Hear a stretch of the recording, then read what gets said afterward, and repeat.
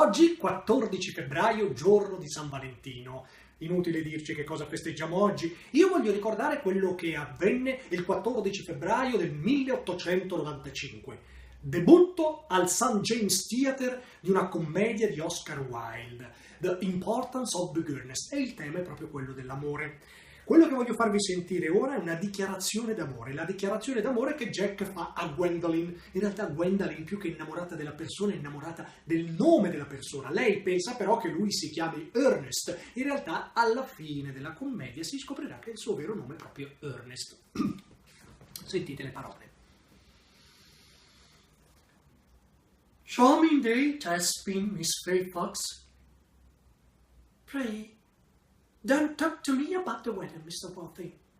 Whenever people talk to me about the weather, I always feel quite certain that they mean something else, and that makes me so nervous.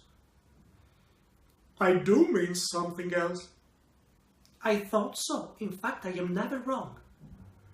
And I would like to be allowed to take advantage of Lady Bracknell's temporary absence.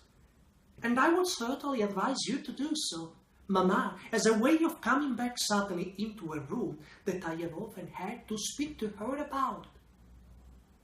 Miss Fairfax, ever since I met you, I have admired you more than any girl I have ever since I met you.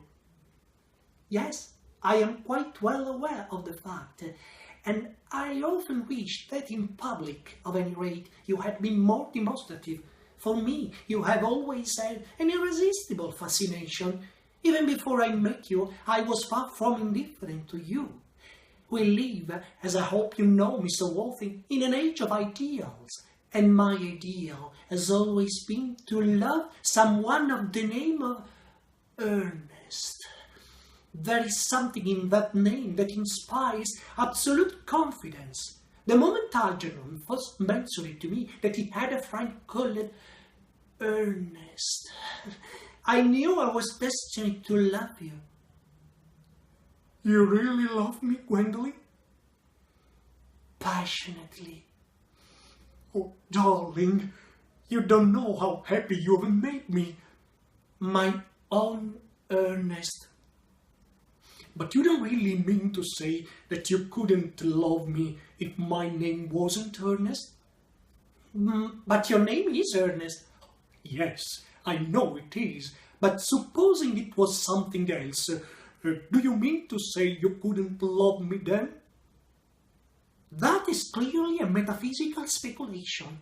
And like most metaphysical speculations, has very little reference at all to the actual facts of the real life as we know them.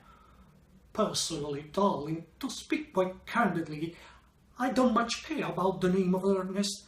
I don't think the name suits me at all. It suits you perfectly. It is a divine name. It has music of its own. It produces vibrations.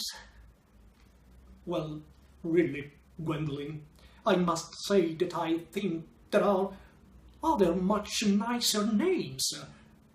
I think Jack, for instance. Jack? No!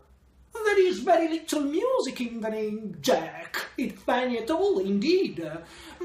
I have known several Jacks, and they all, without exception, were more than usually plain.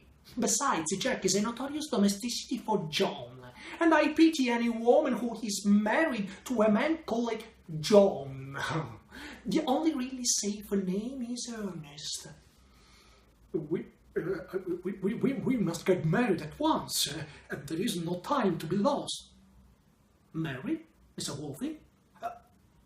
Yes, you know that I love you, and you led me to believe, Miss Fairfax, that you were not absolutely indifferent to me. I adore you, but you haven't proposed to me yet. Nothing has been said at all about the marriage. The subject has not even been touched on. Well, may I propose to you now?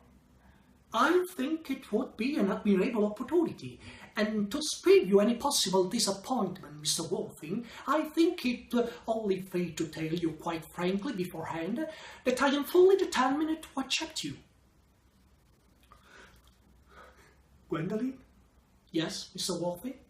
What have you got to say to me? You know what I've got to say to you? Yes, but you don't say it. Will you marry me? Of course I will. How long you have been about it? I am afraid that you have had very little experience in how to propose. My own one. I have never loved anyone in the world but you. Yes, but men often propose for practice. I know my brother Gerald does. All my girlfriends tell me so. What wonderful blue eyes you have. Earnest, they are quite blue. I will always look at me just like that, especially when there are other people present.